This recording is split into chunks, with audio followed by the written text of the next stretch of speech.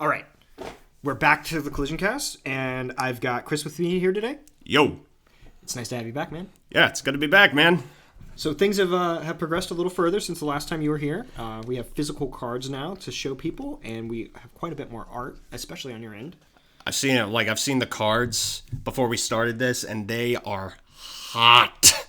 Yeah, they turned out perfect. A lot of the critiques I had on the earlier prints have been fixed, and these just look really professional. Let me hand them back to you. Look at them again.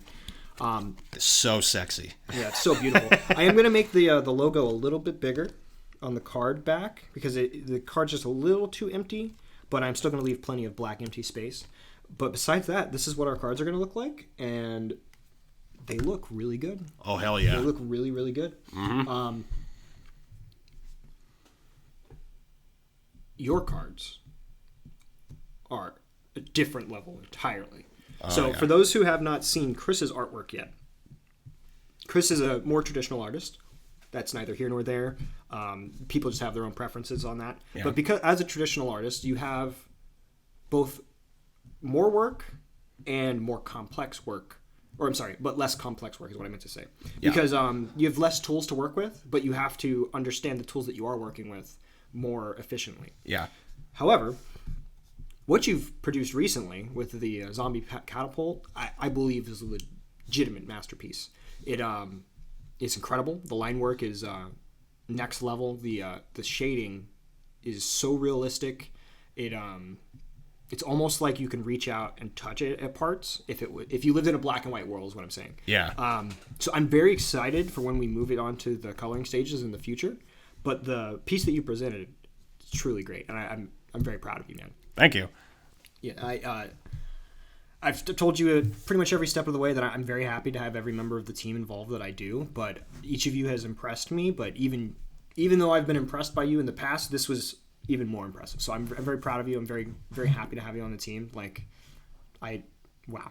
I'm just happy to be working, man. Fair enough, my man. Fair enough, my man. So yes, right now you're currently working on which piece? I'm currently working on the rapid mutation card. But first things first, before I get into that, I just want to apologize on the audio issue on the last episode I was in. This is mostly on me because I wasn't leaning into the mic, and I was mostly leaning all the way over here where it was impossible for people to hear me. So it wasn't on anybody's end.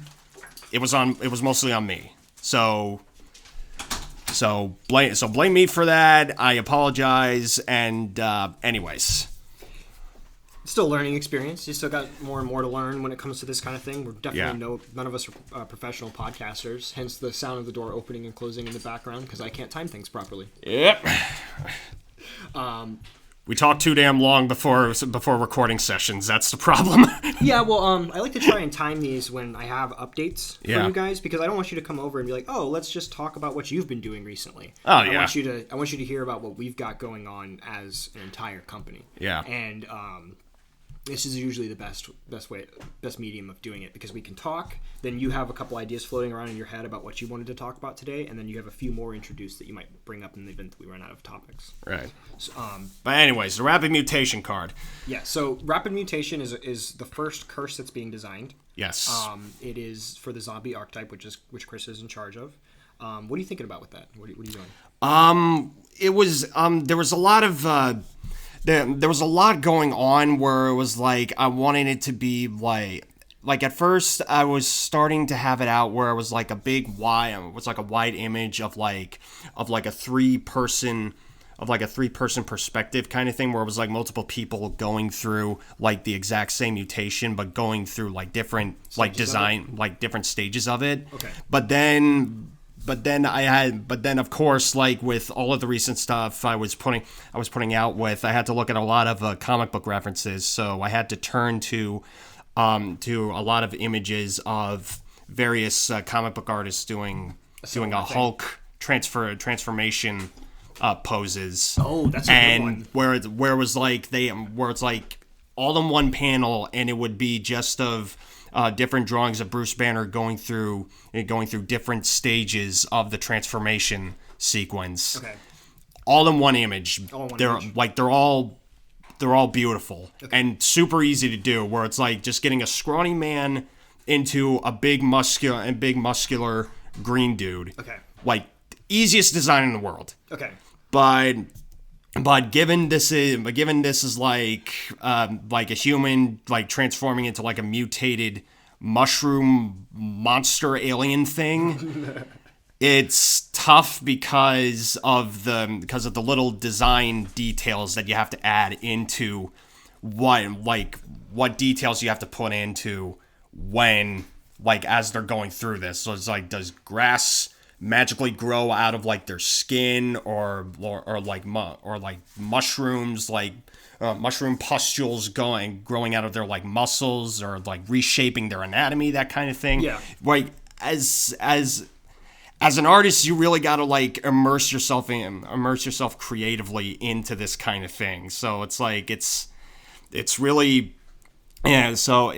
difficult to like execute that in like as you're like thinking about this like off the spot, unless you have like dozens of experience on it, then it'll come to you as like second nature. But like as starting up and this is like your first time doing this kind of thing, experimenting in this style, it's a little overwhelming, but you get through it fine. It just takes time.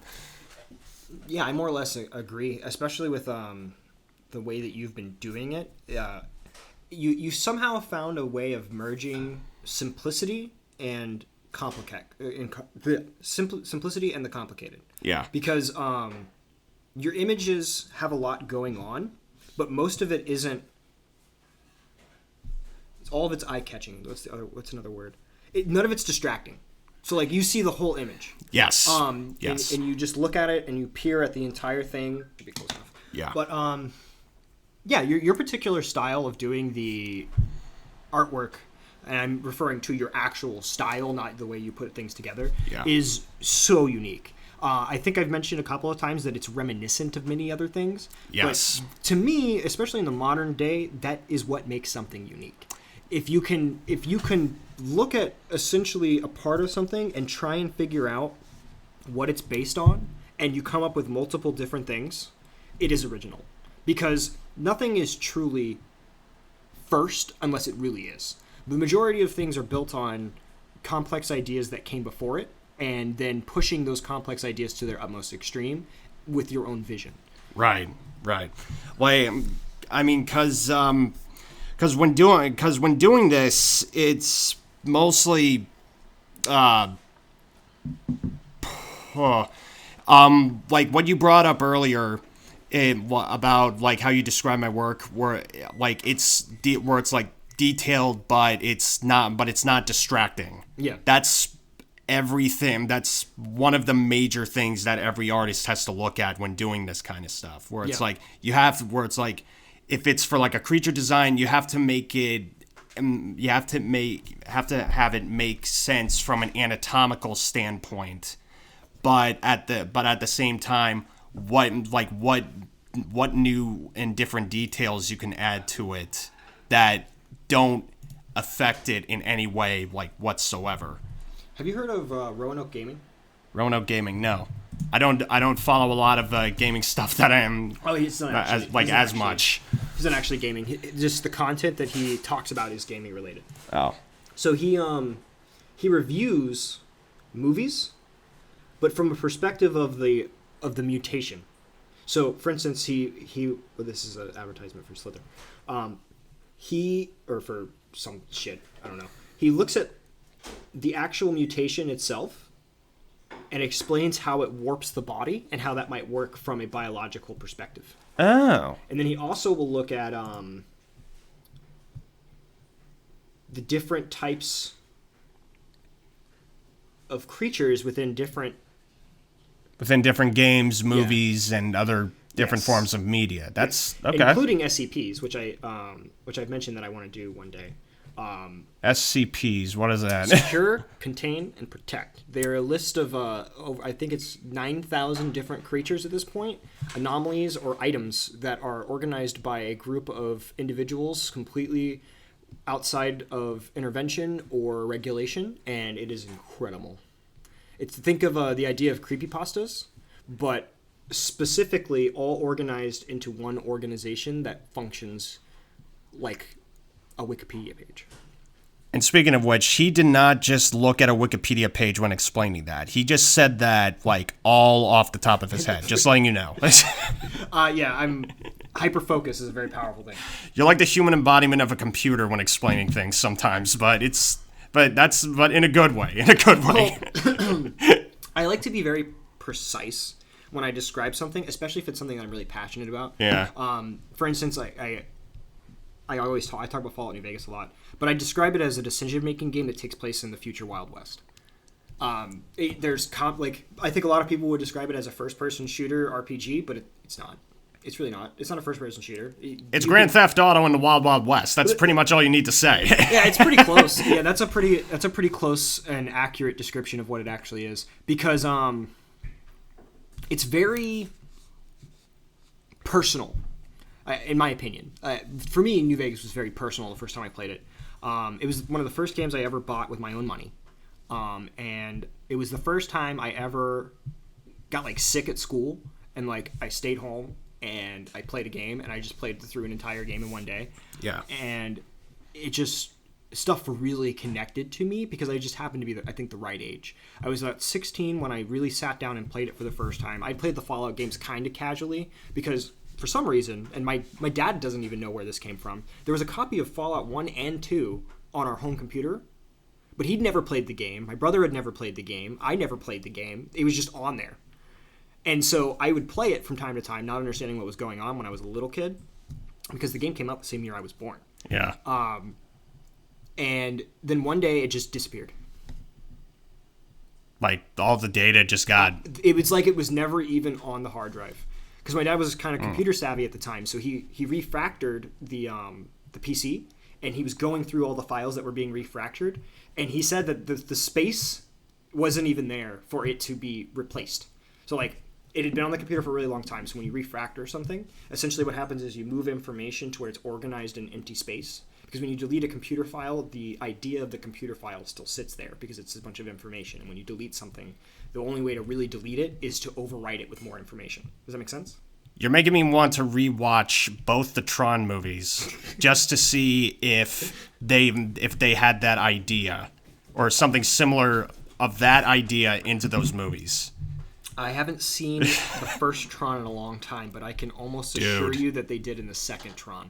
Dude, you gotta watch it. You gotta watch it from its roots. I'm going to.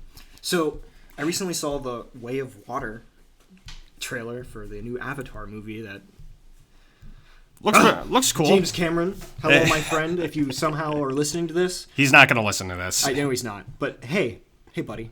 Hey, let me get. Hey, buddy. Hey, man. Hey. Don't do Pocahontas in the water. Can we be in your movies? No, James Cameron, can we be in your movies, please? Misunderstand. No, man, please. I want to be in your movies. I love your movies so much. I love most of his movies. Some of them, not so much, but I still love your work, man. You know how to make characters. Do it. Hire me on. I disagree.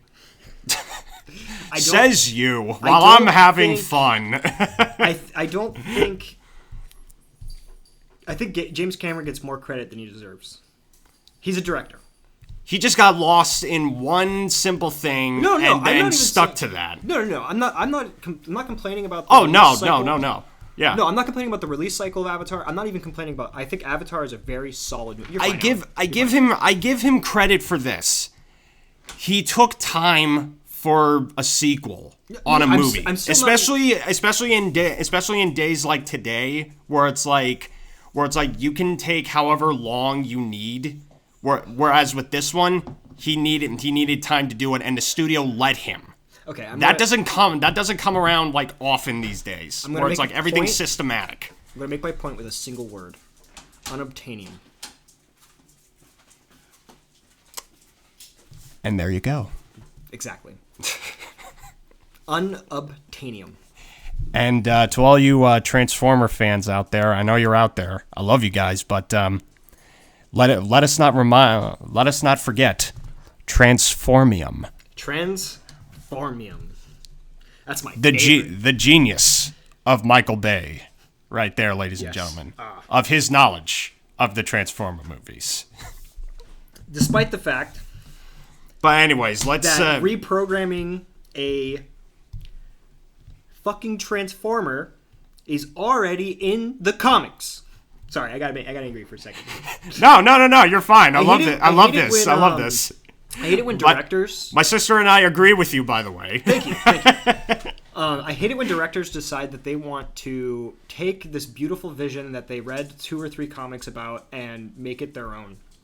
Because here's the thing. Well, I think they only got their knowledge from just the G1 cartoon, where I'm just like... But in the G1 cartoon... you could, for, like, the designs and everything. But in the G1 cartoon... And maybe some Easter eggs. Yeah. But for people to get quality content out of it, for like good story and characters and everything like that, go to the IDW comics. Yeah, but even that, but in the G1 cartoon, award-winning IDW comic series, by the way, just letting you know. The point I was trying to make is that the plot points that they needed to write themselves out of the holes that they made were found in the G1 comics. Or found in the G1 show. Yeah. You can reprogram a Transformer. You can disassemble a Transformer and apply its parts to a new Transformer. You can fuse. Yeah. So you have unobtainium. Or, I'm sorry, you have Transformium, which does not exist in the comics. Or the cartoons. And is stupid. It's really stupid. I get what you were trying to do. This is G1 cartoon level of writing. This is the giant. You're getting too loud. Sorry, this is the giant purple griffin. Yeah. Of the Transformer G1 episodes, guys. Where Megatron and Starscream had to control a weapon system that was and literally is a giant purple griffin. Top notch in the 80s, guys. Sorry. It's okay. It's just getting a little more frequent. Yeah. I'm getting excited. But yeah, I mean, no, I agree with you. Like, G1's well written, actually. Like, it's campy because it was written in the 80s. Yeah. In the... It knew what its audience wanted. No, I'm about to say something. Dear creators from the 80s, children are just as mature as they were back then. And children can handle death, children can handle gun violence, children can handle a lot of things. And it helps them understand the world better when you do not shelter them. That's all I had to say. I loved 80 cartoons growing up. This is slowly turning into a Nostalgia Fest podcast, whereas I think we should be going back on topic. Yeah, yeah, that works. Yeah, as much as we love this stuff and get passionate about it, we get lost in our own conversations. Just so you know. Yeah, we really do. Yeah. I mean, I wouldn't be the type of designer that I am if I wasn't the type of person who I find a show that I like and I if we weren't raised on the weird stuff that we grew up on. Yeah, exactly. So which is only a sliver of what we grew up on, so we'll get to that maybe whenever at some point, but I don't know. Do you remember the TMNT cartoon? Or, I'm sorry, the live-action TMNT movies. Yeah. Those movies. Oh, yeah. Go back and watch those movies again. Hell yeah. They're so weird. They're so weird. And then there's also the 90s Spider-Man cartoon. That show so good. There's no... I mean, yeah, it's good, but rewatching it, I'm like, man, there's like no... It's like... nobody has a pause on their lines at all. Oh, yeah. I mean, that's more or less how they thought they had to appeal to children back in the day. Children are a lot more sophisticated than we gave them credit for most of humanity. Like, they're not capable of making complex decisions on their own typically. Yeah. But they are capable of making more moral decisions than we typically allow them to. And if I'm not a parent, and if you disagree with me and you're a parent, you have more evidence than I do. Yeah. But I am an uncle, and I was very surprised growing up just how intelligent children actually are. I'm gonna be an uncle very soon, actually. Awesome, man. That's really incredible. Yeah, my sister's pregnant now. Pragernet? Yeah, she's Praggers. Oh, okay. And she's pre-gregnant. The kid's name's Harper. It's a girl, and I'm really and it's really exciting because we're gonna spoil the shit out of this kid because knowing my family for like this many years, I've finally come to the conclusion that we are a family of funkles. Yeah. Fun uncles. And I would not have it any other way. So this kid is gonna have the best family ever. Hopefully. And I cannot wait. Yeah, kids are really complicated because each one of them, you have to remember, it's not your child. And I'm giving advice from someone who's not me. Kids are adults, almost. There's with adult aspects to them. The thing is, it's just they have a better. It's like they have an understanding of it, but they don't. Yeah, but it's there. It's very dormant. Yes, a child is. What I mean is, a child is an adult almost. Is that children are actually? I'm not comparing children to adults. I'm comparing adults to children. So, adults are a lot more like children than we like to admit.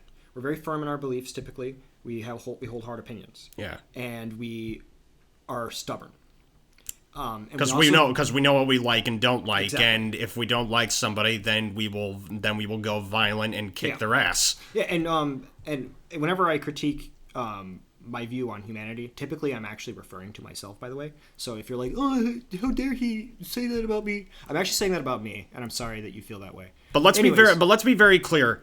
Kids can be assholes. Oh, absolutely. Anyone can be. Yeah. But children genuinely, until they're, I'd have to ask my wife to be certain on the age, but I want to say between 2 and 4, they develop the ability to actually have empathy. Yeah. It's not their fault. I had to think on that. So I was like, maybe? Yeah. I don't know. Apparently, children do not develop empathy until they're like 3 or 4 or somewhere around there. And then that's really the time that children can begin to form complex thought, because they essentially can begin to think of themselves from another perspective. That's why the golden rule works so well, quote unquote. Because you're not imagining things being done to other people. You're imagining things being done to you and how that would make you feel. Yeah. So that's why I believe that that whole concept of the golden rule really works for a young child. But the thing is, we don't teach children like we do adults. We teach children like we teach children, which is neither here nor there. I'm not going to critiquing that. But there's probably more overlap than we probably realize. And I think it's more along the lines of children don't grow up as much as we think we do. Because the majority of our habits, and I'm pretty sure psychology completely disagrees with me, but from my viewpoint, the majority of our major habits and our desires form when we're in the middle of developing as an adult. So we're like 12, 13, 14. Because like the majority of all my friends, they said that what they wanted to do when they were 13, 14, that's what they're doing. Like my friend, I'm not going to name any names, but my friend who wanted to be an engineer, he's an engineer.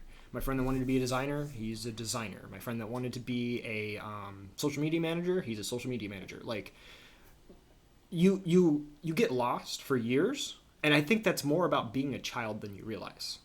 Because growing up, you're basically told who you are supposed to be. Yeah. And then when you become an adult, you realize that, wait a minute, my parents are just people too. They were probably wrong, at least a little. but they did care about me and have my best interests at heart. That's all it can be summed up by, pretty much. And so you have to then make your own decisions. And I think at that point you become more of a child than more of an adult for a little while. Yeah. Because you have to experience new things from the light of a child, while removing your personal filter or removing your personal desires to be quote unquote always comfortable or always in a good mood, and actually try different things that can and do feel different to you to see if you like them. Yeah. And then you become an adult. Yeah. But because like I would say that I just recently became mature and responsible enough to where I am comfortable saying I'm an adult, like a real adult. You know what I mean? Because like I pay my taxes. I'm running this company. I'm doing my own thing. Like I'm trying to be responsible at home, that kind of thing. Like I'm trying to master my personal life so that way my professional life becomes easier, more concise, more consistent. Right. And I think that's pretty much the way to go. Pretty much, yeah. I don't think that trying to stick yourself in a firm box in order to organize your ideas based on that, which is something that I definitely tried to do a lot growing up and becoming the man that I am today, is the way to go. I think you kind of just have to look at all of your heroes, find their flaws, and then find their strengths, and then attribute them to yourself somehow. Yeah.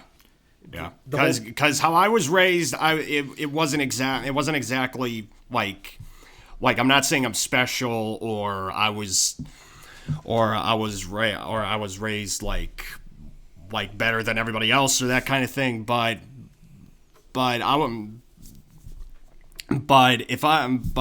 I wanted to get into in life, my parents were supported me on that, and that's like the best thing I could ever ask for throughout all these years. I mean, I'd get involved. I mean, they'd ask me to get involved in a couple of things, just to see if I liked them or not, and I would get into it for a while, but at the end of the day, it always came back to doing art and drawing and that kind of thing. So, getting to a point where it's I'm an adult and my mom still loves and supports me for doing that and wants me to push it further and into where I can get it to at a professional level and have my own company or something like that, or working at a studio, doing this for a living. That's fucking awesome. Yeah, it just takes support. Yeah. If you try and do anything quote unquote on your own, you're gonna fail, because the thing is, you don't know enough. Even if you're the smartest person on the planet, or if you don't have the energy and drive to do the thing that you love, then you're doomed. Yeah, I was referring more to the idea of knowing things. Yeah. But then when it comes to the emotional support that any other person who loves you unconditionally can provide, it's life changing. That's the only way it can be described, because you genuinely know that I can afford to try things and make mistakes because this person's still gonna love me anyways. Unless the expenses that you're going toward, where it's if it's totally pointless, and then I don't know. It's complicated. No, even it depends. It depends on the situation, and it depends on where the expenses are going. Exactly. But I was gonna say, even then, if you spend money fruitlessly and just buy things and acquire items, a partner can show you that. And if you don't want to see that, you can either be accepted or coached slowly into becoming a better partner. Yeah. And that's more or less what everyone really needs. Anyone who thinks that they should not be changed by their partner is wrong. And anyone who thinks that they're already perfect is also wrong. The truth of the matter is, if you're listening to this podcast or you're a person, you're a person. You have flaws, even if you're quote unquote perfect. If you give to charity and you love your husband, your wife, your other, and you have a nice business and you're very professional and you're very precise and you're very concise, you're very everything you need to be a quote unquote professional person, all rolled into one. Yeah. You're still not perfect, because there's always an improvement to be made. And a partner really helps you to see that. Because, one, it's always better to have a second opinion. Two, just because someone loves you unconditionally doesn't mean they love everything about you. And not loving everything about someone is human.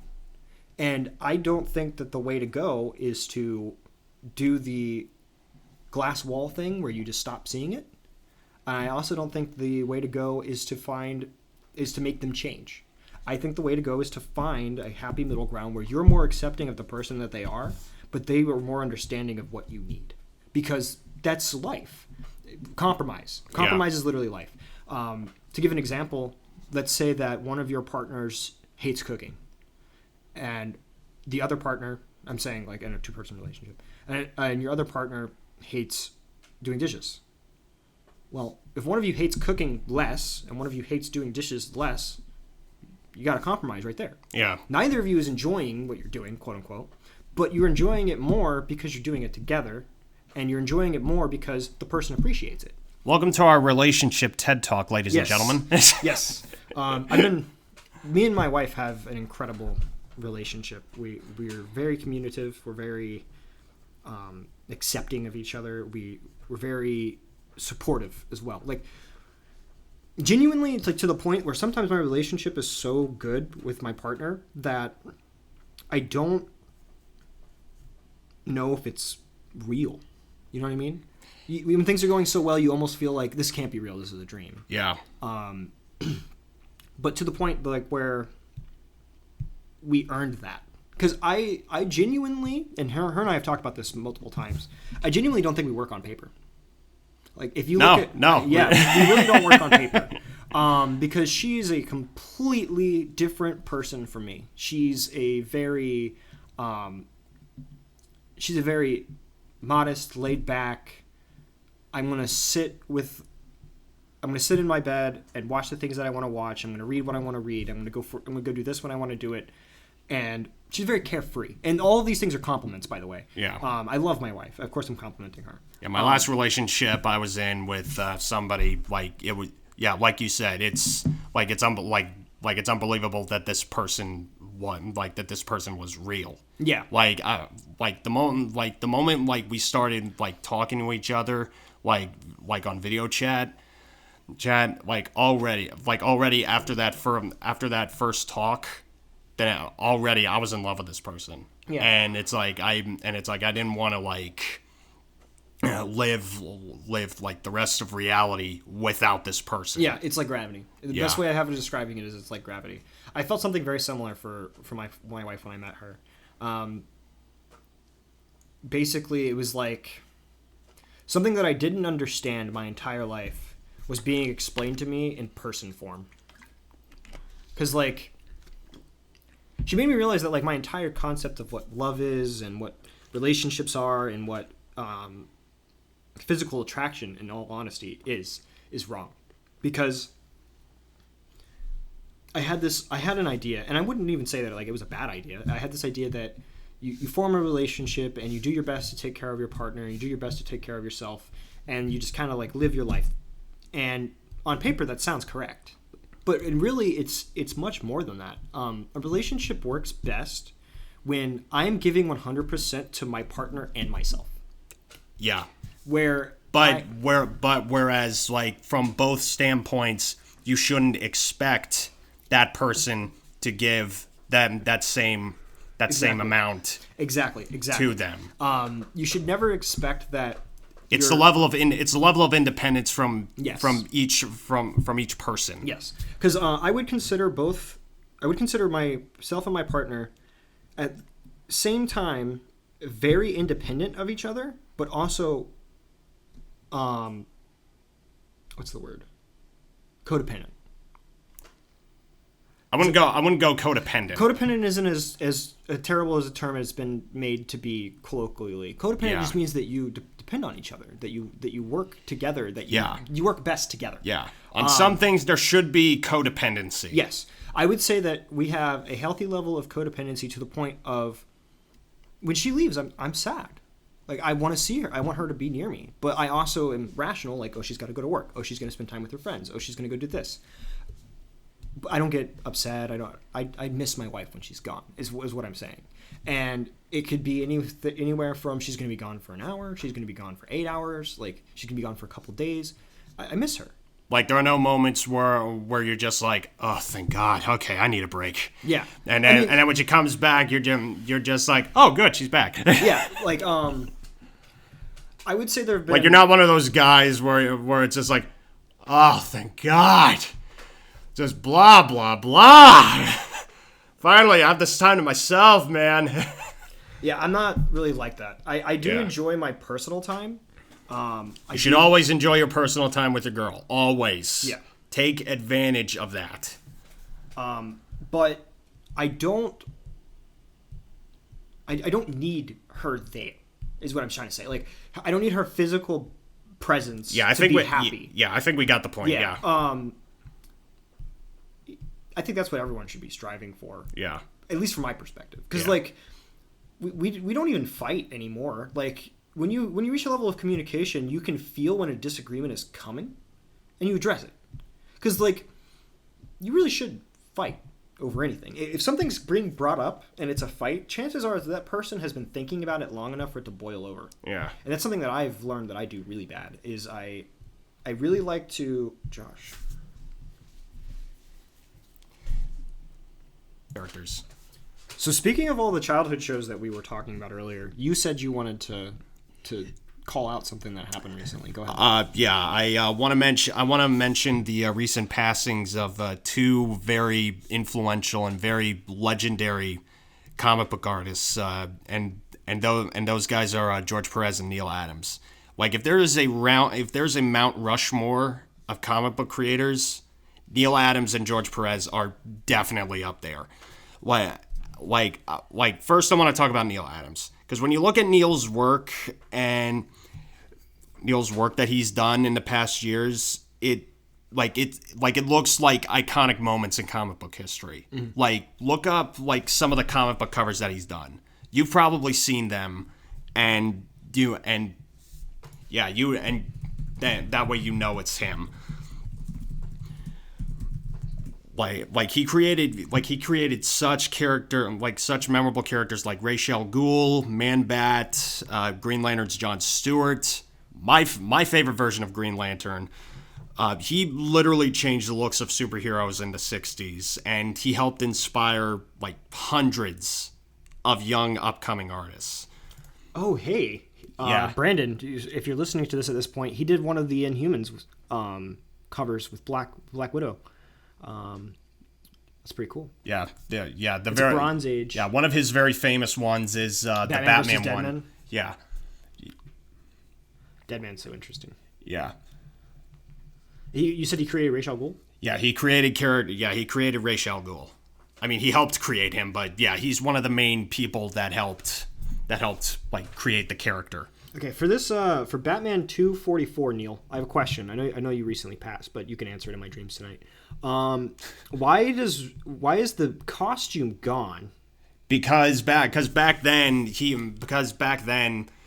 a lot of the comic books back then were seen as like cartoon and kid stuff. Like they wouldn't allow like superheroes to like take off like their shirts and add like features like chest hair or something like that. I know. But in the 60s when comic books were getting more personal and more realistic, people like Neal Adams and Denny O'Neil, another great writer who passed away, and all of these other artists during that era, they were helping make superheroes more personal and more human.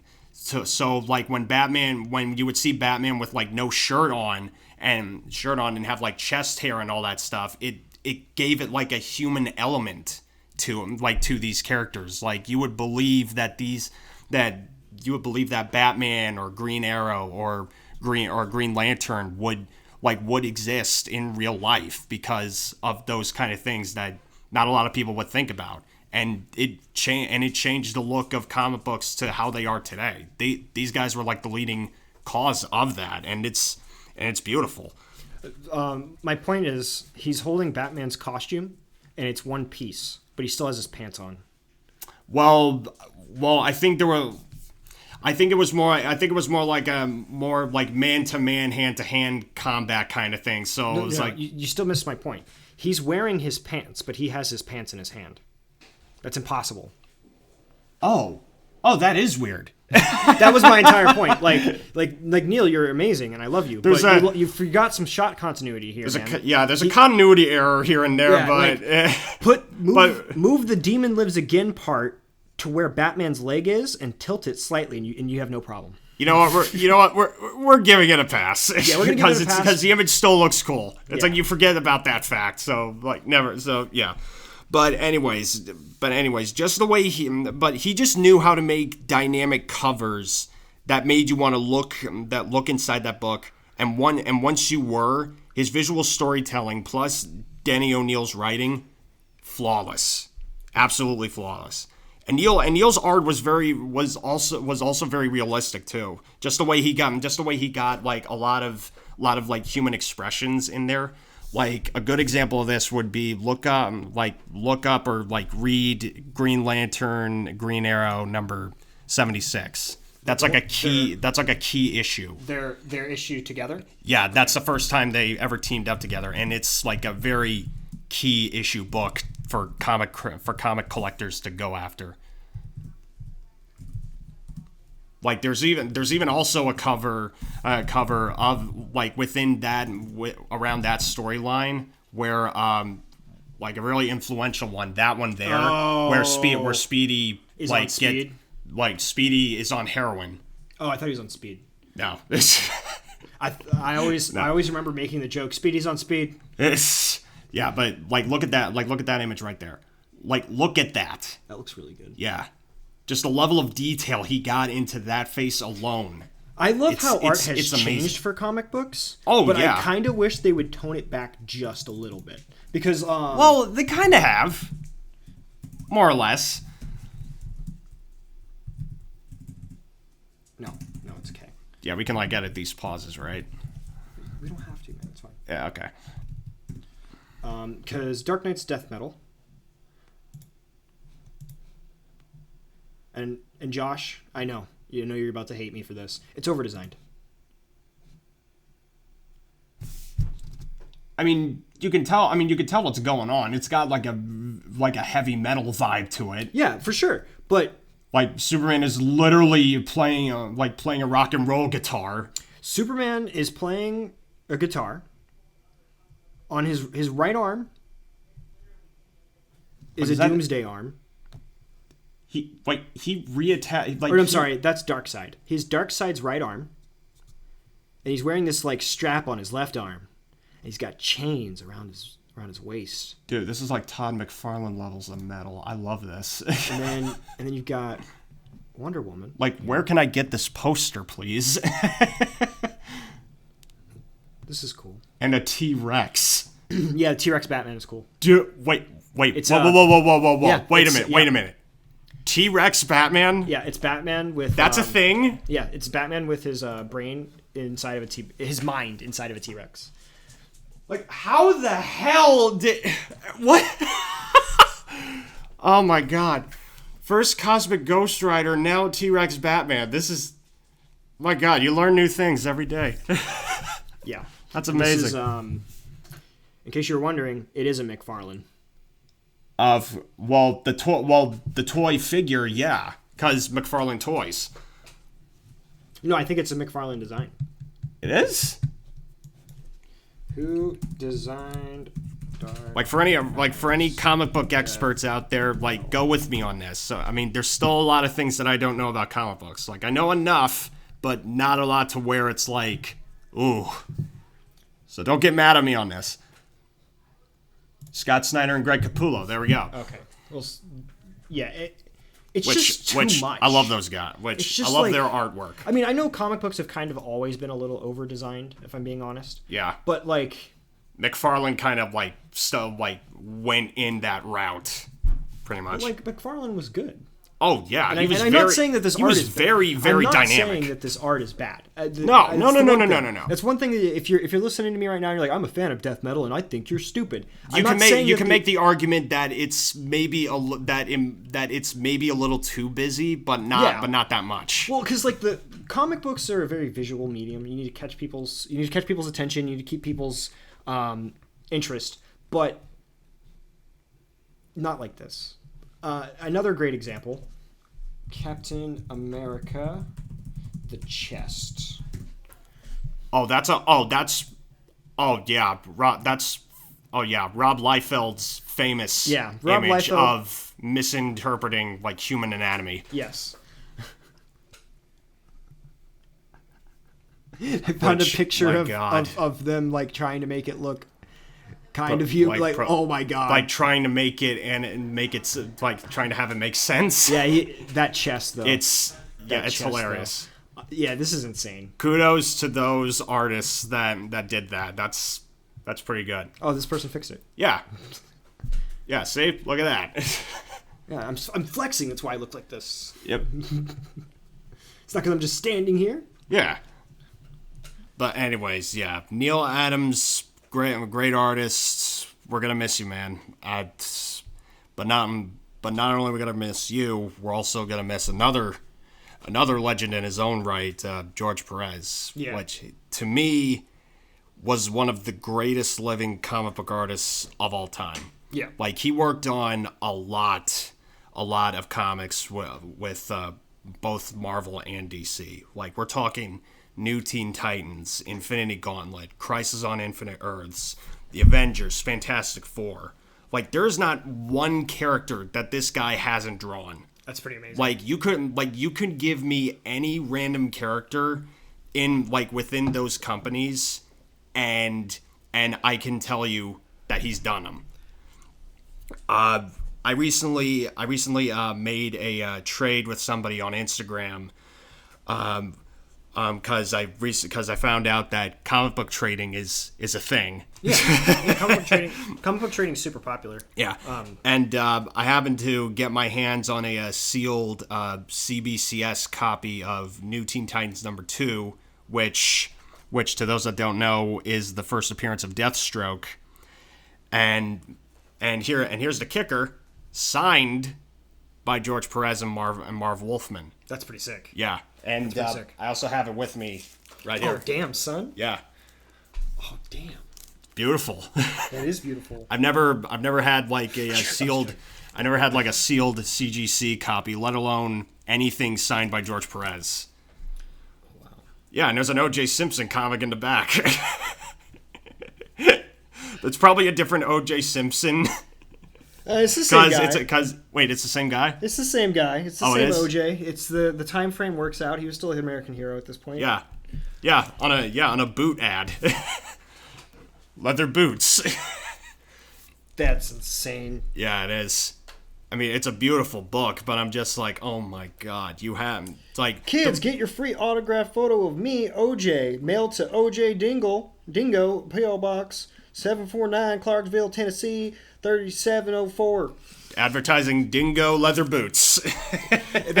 Those are his boots. Yeah. That's crazy. Yeah, it is. It's a completely different time. Yeah, man. the moment the guy, because the thing was he wanted my copy of Iron Fist 14, which also to those that don't know is a quintessential X-Men key issue.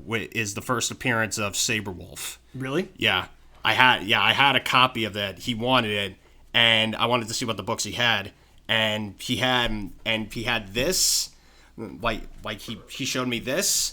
And a Silver Age Shazam book #1, but it was signed by Zachary Levi, the actor who's currently doing Shazam right now. And I'm like, oh damn, two signed books. Okay, I'll do that. And they all added up to like the trade value that I was looking for. So I'm like, hell yeah, dude. Yeah, got yourself a deal. Does anything for a George Perez signature? I'm there. Yeah, but see, I wish I was more of a comic book collector. I admire comic books a lot. Yeah, me too. But it's just such a deep culture to get involved with. Yeah, especially nowadays with comic book movies like making money now more than ever now. So it's like, hell yeah. Yeah. There's a lot of bit of regrets, but at the same time, it's like, yeah, getting into comic collecting now is like, you really gotta put your money into it. Yeah, because it gets expensive because they only get more expensive as they get older because more and more copies get destroyed. Well, not only that, once a Fantastic Four movie comes out, and whether like any of the X-Men show up in like any of the movies, or for anything really, if it's relating to like a certain appearance of a character or just a solo movie that this character is having, the price of that particular book is going to go up. Yeah, because think of the Red X comic. Because the comics are like these characters' birthplace, and this is like the only place to get them. Yeah, and not only that, in a way, you're playing with the stock market, and it's pretty damn cool. Yeah, it's pretty much the same idea that we have with the collision cards in the future. They'll be worth more as they become more valuable as either a collector's item or as a useful item that you can actually participate in. It's an evolution of the same idea. Yeah, pretty much. A lot of people just collect it for the art, or they just collect it because they love the character. Yeah. Or just for many reasons, or they collect it just to have it as like a side thing and just want to make money. Either excuse is fine. Yeah, any of those reasons for collecting comics is fine. Yeah. But I mean, that looks incredible. Yeah, it is. It's beautiful. But yeah, this is just a sample of like one of George Perez's masterpieces. But speaking of which, one of my favorite pieces that I've been really dying to get my hands on was an Avengers 30th anniversary lithograph that featured every hero that had ever been a part of the Avengers. That's insane. Yeah. It's look it up, and it's really weird because they even have multiple versions of the same character on that lithograph, and this is how insane George Perez is, being a detail-oriented guy. He had 2 different versions of the Hulk on there, the other being the Jack Kirby Hulk from Avengers #1, 3 versions of Thor, 4 versions of Iron Man. Which one? It's that one, but you're gonna want a clear image. So just what is it called? 30th anniversary. Okay.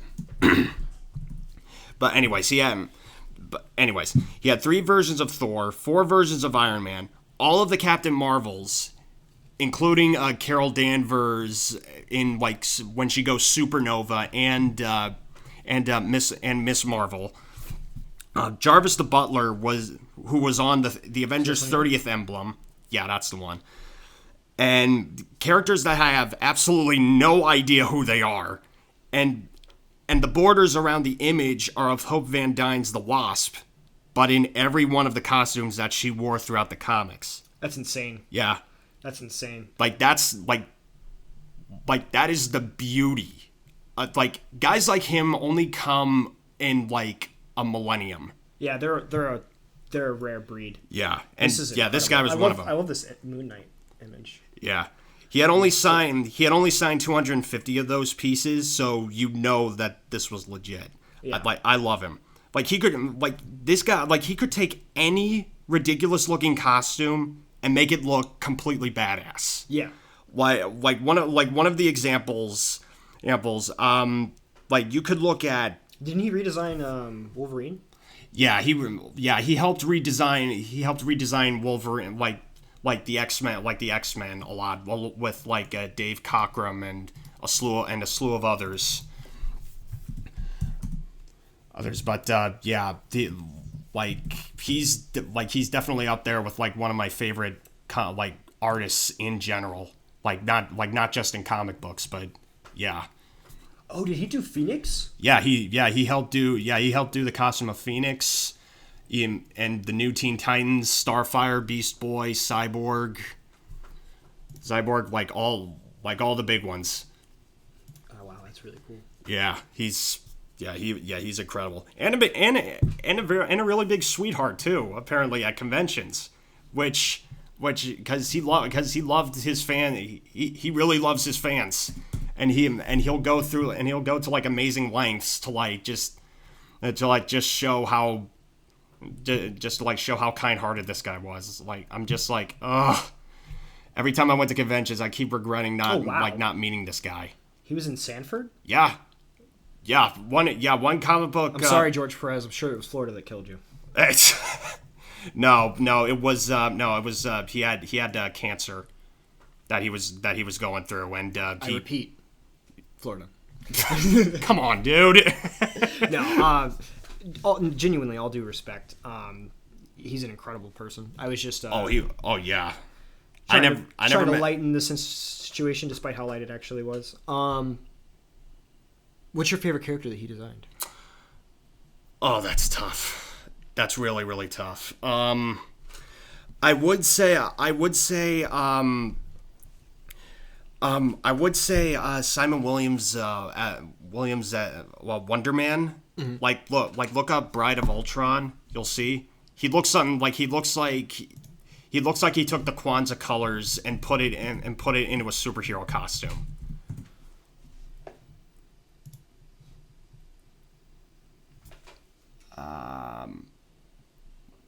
Put in Wonder Man right there.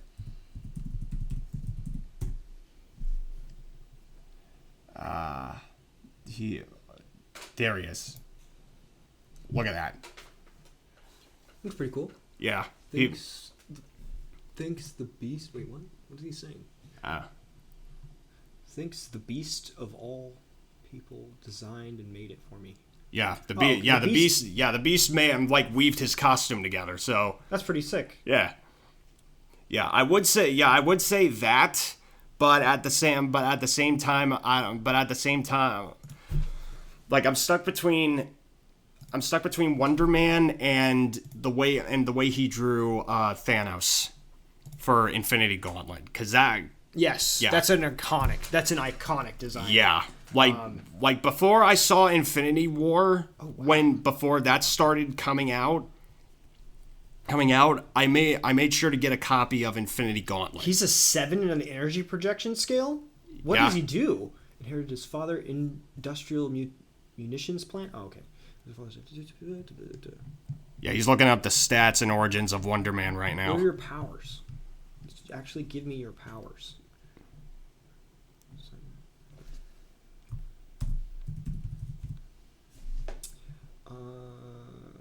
Give him superhuman powers. Okay, which ones?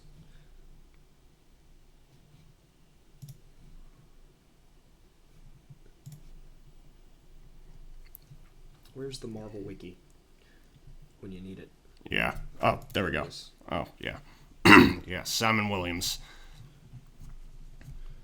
Powers and okay. Powers and abilities. There we go. So they gave him a 4 on the intelligence. That's actually really high in Marvel. Yeah. Ionic energy form. The tissue and bones of his entire body have been augmented in strength and to a certain extent supplanted by PIM particles charged iota in the ionic ray bombardment procedure. Despite Wonder Man's statements that he is composed of ionic energy, he is actually composed of organic matter that is permeated with this form of energy. Okay, so his body is filled with this crazy energy. Yeah. And he has superhuman strength. His strength extends into his leg. Okay, cool. He's superhuman speed because of his strength and by propelling energy outside of him. He's like Boros. Vulnerability, superhuman agility, reflexes, flight, immortality. Is functionally immortal because of the ionic energy that embodies him. He no longer ages and is immune to disease and infection. That's pretty sick. Self-sustenance. He can survive without oxygen. Regenerative healing. Energy manipulation. Solid energy constructs. He can make solid energy. He can shapeshift. He can change his size. He can recycle different forms of power. And he can teleport. Nice. He's also apparently a stuntman and an excellent actor. In case you were wondering what he does when he's not wearing the costume, he's Tom Cruise. Yeah. Speaking of Tom Cruise, I watched Top Gun again for the first time in 7 years. And yeah. God, I forgot that movie's actually fantastic. Because I was making fun of just Tom Cruise for so long. and all the crazy stuff he does. And just by how gay that movie is. Are you talking about the Tarantino opinion? That's what I call it. Yeah, I guess so. I agree with the Tarantino opinion if you're barely watching the movie. Mm-hmm.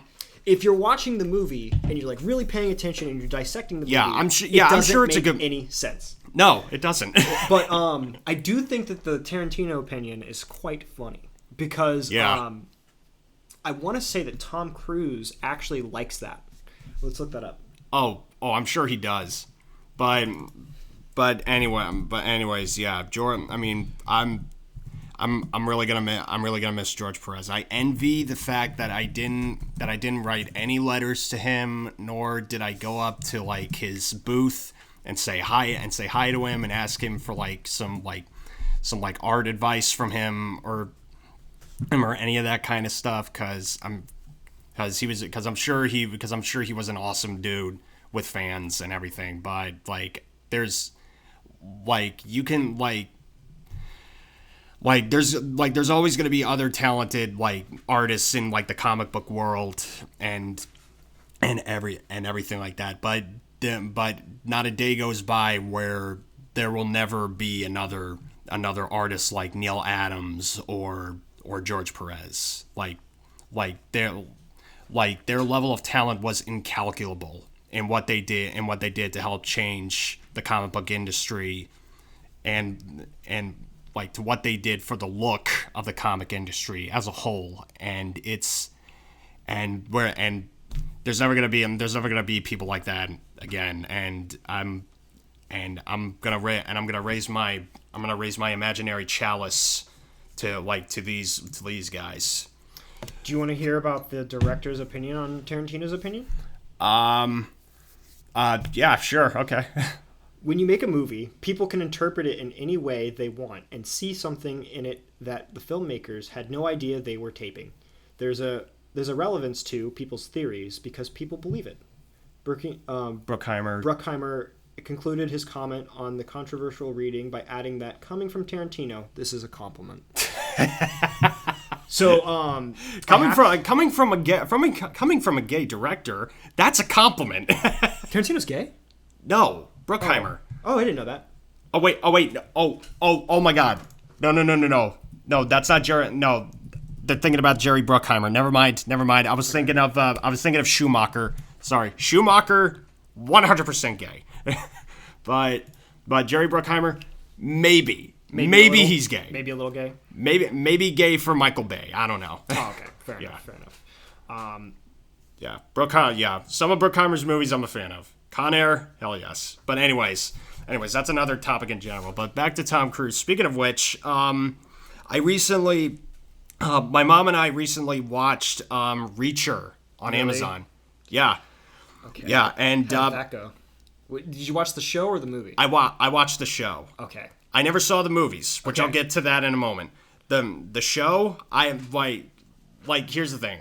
I don't watch a lot of movies like Mission Impossible or what's that, or what are those movies with Matt Damon? Which movies with Matt Damon? The ones that he's currently the Bourne the Bourne movies, yeah. The Jason Bourne movies. I don't watch those. And I heard about Jack Reacher's name thrown around left and right, but I didn't know what exactly it was. I thought it was just like another like basic action movie thing, like Jason Bourne and Mission Impossible, that kind of thing. But when I was recommended to watch this show on Amazon, I'm like, okay, I heard it was pretty good. I was sold, so I'm like, okay, let's take a look. And I gotta tell you, it is so freaking badass. I loved this show. I hated how much I loved the show. Yeah. But this is the kind of stuff that I love in action movies. Because here's the thing, I'm a big fan of those kind of action movies like Arnold Schwarzenegger or Sylvester Stallone or the over the top ones. Yeah, the over the top ones. But at the same time, there's a sense of a bit of a realism to them. Mm-hmm. I will watch Die Hard any time of day. Die Hard's surprisingly grounded. Oh yeah, it really is. Because the third movie. Yeah, because Bruce Willis is always the wrong guy at the wrong time. But with somebody like Schwarzenegger, he's always at the right place at the right time. Because he's Arnold's fucking Schwarzenegger. Hell yeah, I love those kind of movies. But like this one, there's a good mix of both. Like there's realism to it, but at the same time, it's sort of like this fantasy like dream where it's like you yourself wished you were this kind of person, just like going like being this like corn-fed white boy just going around snapping necks left and right with no consequences whatsoever. Like that is awesome to me. Have you heard of Austrian Death Machine? No. It's an entire band dedicated to Arnold Schwarzenegger. Fucking A, dude. That is awesome. But anyways, throughout the show, it's kind of like he's kind of like Batman in the show. And there's a lot of striking similarities to Batman in this, where it's like he doesn't wear a mask, sadly. But like if he were, I would be like, this is Batman. Why wasn't this the new Batman movie? Like, come on. Do not. But that movie is a masterpiece. It's I'm gonna get into that. Just wait. But anyways, yeah. He answered. But yeah. He sometimes he has to take orders from this Black Commissioner Gordon. So in a way, and this female officer who is basically Robin, kind of, but they're all great characters, and yeah, they're trying to solve this like thing that's going on in this town, and Reacher just happened to be at the wrong place at the wrong time, but somehow he came at the best time when he did, because at the same time, his spoilers, he think his brother might be involved in it, but I'm not going to give spoilers as to what happens. But I want to talk about the kills in this. Holy fuck! Are they intense? They are super intense. Are they like John Wick level? I'd say better than John Wick. He doesn't he doesn't even use a gun at all. Like a majority of the time, it's like dude. If him killing bad guys with his hands was even scary, how scary would it be if he had a gun? Because it's like throughout the series, he evolves from using his fists to using a melee weapon and a knife, and then when he gets his hands on a gun, oh god, you're just like, oh, this is really great. But one part in particular where these group of bad guys are sneaking into this person's house. But Reacher's there. He's already beat him to it. But these group of 5 guys, 4 of them are going into this person's house. One of them stays in the truck as an alibi, just to as their getaway. And it's raining and everything. And there's a lot of stealth moments going on throughout, and Reacher's trying his best not to get caught and trying to get the upper hand. But somewhere in between he's got this camo costume going on and everything. And at some point he puts on a mask, and it wasn't much, but it was super awesome. It was so close to being a superhero moment where it's he puts on a bat cowl, and I'm just like, dude, that's fucking Batman right there. Hell yeah. But yeah, at some point he's outside and he's trying to get the upper hand on the guy that's in the truck, just waiting for them to finish the job. And he's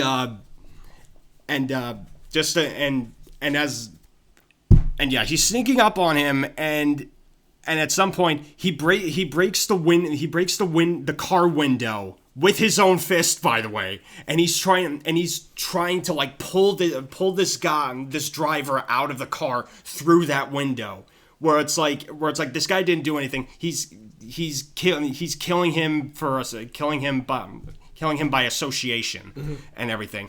And now this is me in the standpoint of this guy that's like getting pulled through the window. Like that guy must have been going through like as he was experiencing it, he was probably like, what the fuck? Who the fuck? Why did he break what the fuck?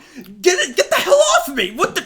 And he's on the ground and already in his mind he's probably thinking, okay, I don't know who the hell you are, but I'm gonna kill him, but I'm gonna beat the shit out of. And before the mere thought could conclude, Reacher steps on his neck and breaks it. Damn. And I was like, and my mom and I were like in shock and awe and just laughing at the same time because already I'm just like, that fucking poor piece of shit. Like he did not know that the Lord was coming. And but anyways, yeah, that was there's a lot of other great kills in that show. Just to like calm myself down a bit. But yeah, it's a really, really good show if you just want to see really good action. Yeah. And I want to point out a couple things. One, the guy playing Reacher, he's I knew this guy. I forget his name right now, but he was one of the contestants in Hunger Games. Mm-hmm. And he was Raphael in the Michael Bay Ninja Turtles movies. Oh, really? Yeah, which according to him was a bad experience. Mm-hmm. Which I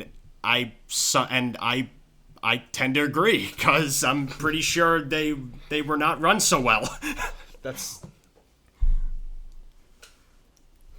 But yeah, that reminded me of that show. But anyway, or movies. And he was also in the Teen Titans show. The new one? Yeah, the new one where he plays Hawk. I haven't seen enough of that show. Yeah, I need to watch that show. I've heard it's actually a lot better than the trailer made it out to be. Yeah, more or less. But this guy is like built, and I'm like, dude, you should be fucking Batman, because goddamn. See, I don't think Batman's as big as... I don't like Batman being as big as he is, because Batman's fast. He's fast. He's agile. Yeah, he's agile. But have you ever seen a top-heavy gymnast? Yes. I don't see a lot of top-heavy gymnasts. I don't know. It's the way the artists draw. I mean, yeah, draw their superheroes and everything. It's creative design, but I'm saying like from a. So for instance, One Punch Man. Have you seen that? Yeah. So Saitama's physique from the show is kind of inaccurate, but it makes more sense given how powerful he is. Yeah. Because he would have a runner's body. Yeah. Because he's been doing light calisthenics. Mm-hmm. The number's kind of high, but he's been doing light calisthenics and he's been running. So the body that he's designed to have in the comic is much slimmer and much less cut, is the best way of putting it. Yeah. He looks like Goku when they're trying to make Goku look feeble while he's getting beat up. Yeah. So that's more or less what I was referring to. Yeah. I have a problem when it comes to the design, the over design of most characters, because I think simple's better. Just getting your point across. This is what he does. This is how he looks. You're good to go. Is the way to do it. But I think the majority of people, like when they're designing for a large project, an important, quote unquote, important project, they put too much into the little things that. While it's super important, and like I'm not critiquing you, by the way, you do this very well. Yeah. They put a lot of time into like the little accessories. My biggest component on this is Korra, Legend of Korra. Korra is so over designed that the animation's bad, despite the fact that the animation's better. You watch it again and you'll understand, because the fight scenes are not fluid, despite them being fluid, because they're not utilizing the environment around them the way that they used to in Avatar: The Last Airbender. And you may say like, oh, that's a change in fighting style, but sometimes they do. So, yeah. And I also get like, oh, okay, she has a more traditional, or there's a more like fast and loose way to fight now, and like things are getting a little bit better. Yeah. But Korra looks so visually. It's impossible to animate Korra, is what I'm trying to say, because she's got her hair loopies, and then she's got her little skirt loopies, and then she's got her skirt, and then she's got the baggy pants, and then she's got the boobies, and the boobies move, and like everything is moving in the frame at the same time, and it's wasting money, is what I'm trying to say, because Korra is great the first season. I personally really love the first season of Korra and the first half of the second season of Korra a lot. Right. I think they're both pretty good, but you noticed it in the fourth season when they got their animation budget cut in half. They took away all that stuff from Korra. Yeesh. So they were wasting money that could have been used to make even more beautiful visual designs for everything to make Korra look badass. Me personally, I think any animated project, whether it be for like a movie or a show, give them a really, really good budget.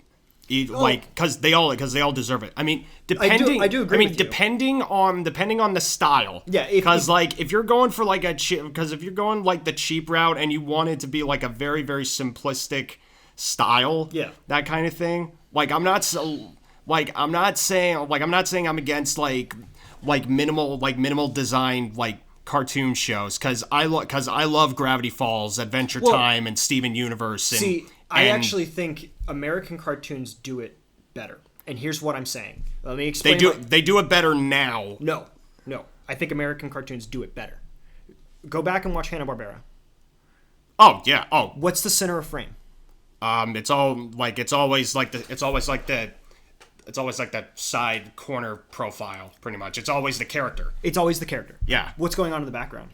A ton of shit. Yeah, a ton of stuff, but it's very cheaply animated. You forget how good Hanna-Barbera actually was then, because Hanna-Barbera cartoons, not Hanna-Barbera herself, was themselves. Was it a them? Yeah, it's Jack Hanna and Jack Hanna and Joseph Barbera. Oh, I didn't know it was a team. I thought Hanna-Barbera was a person. So no, I'm a little uneducated on this. I'm just particularly referring to my personal view of what they look like. I'm not a huge talking to someone that doesn't know much about Hanna-Barbera, I say. But you're good. The important, I do think that you're misremembering it though, because the Hanna-Barbera cartoons, if you look at them and then you look at this.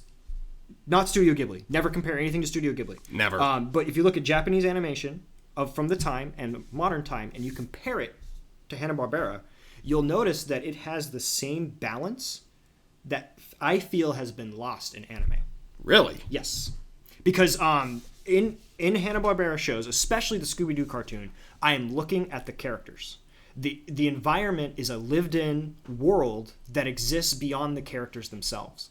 While the majority of anime that I watch, maybe I'm watching the wrong anime, the character is a piece of the puzzle that is being displayed all together, and the world that you're being presented in sometimes only feels like it exists on the page. Does that make sense? The world of Scooby-Doo makes people wonder, how are these kids going around doing all of these things without any money or without any funding? You don't wonder how Blue Exorcist is getting paid to go to his demon slaying school, because it just is. Yeah, it just exists in this world that they created. Yeah, exactly. So I'm personally of the camp, and I could very well be wrong, that an image or an animation or a story should feel as though it existed before you got there, and that it continued to exist after you left, and that you simply were able to peer into a moment in time that was important. So I think Hanna-Barbera does that better, is what I'm trying to say, because I'm sorry, you're right. It's a group. When I first said they, and I you thought it was a she at first. No, and at first I got really worried that I missed misgendered someone, because that's definitely something I don't want to do right now. So yeah, that's my opinion, because like the thing about Scooby-Doo, especially, I really love Scooby-Doo. It was one of my favorite shows growing up. Especially the 80s version of Scooby-Doo. I think that was prime Scooby-Doo. Because when Shaggy's running, you can feel the motion. Yeah. When a person's coming down the hallway to get the guys, even though it's campy, you can feel what they're feeling a little bit. Like, Hanna-Barbera's company managed to do something that I think that very few companies in general can do, and that's perfect the Avatar formula. Where the first series of Avatar, The Last Airbender, it's a children's cartoon. You and I can agree on that. Oh, yeah. But it's not. It's not. It's not. It grows, but it's very adult. Yeah, it's very adult. Yeah. It was made for children, but as you grow up, first off, Aang and the other characters do mature significantly. Well, actually, let me take that back. I wouldn't say Avatar is strictly for kids. It reaches the demographic of both kids and young adults. That's exactly where I'm going. Yeah. I would say that the Avatar was marketed, if you were to put a number on it, from 8 to 14-year-olds, preferably boys. Yeah. And that's basically based on the first season of Avatar. Look at Katara's character, look at Sokka's character, and look at Aang's character. And there's an even amount of female characters in there for women to get into it too. I think they wanted to cast as wide a net as possible, and they did. But I think if they were sitting down and they were talking about how you and I have discussed, what's the demographic for Collision Gate? I think it's from 14. I think it's from 14 to 26. Yeah. I think you should not be too much younger playing the game because it's kind of complicated and some of our themes get a little too mature. And I think if you're much older than the game, you're playing it truly because you just enjoy it. Yeah. But I think Avatar, probably 8 to 15. I don't know exactly. I would guess 8 to 15, somewhere around that range was their target demographic. Yeah, the same age range that people that kids would watch say Batman or Justice League or hell,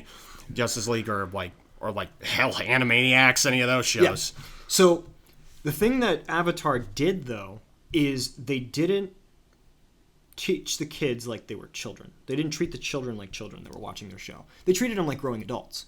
You can introduce mature themes and progress upon them, but explain it in a creatively simplistic way that not a lot of people would think about for them to talk about. To put into perspective, how does Avatar start? It starts out with genocide. Well, yeah. With genocide. Yeah. With it being established throughout the intro. Yep. But as it starts out, it's mostly just a tribe, a couple of kids from that tribe. How does it end?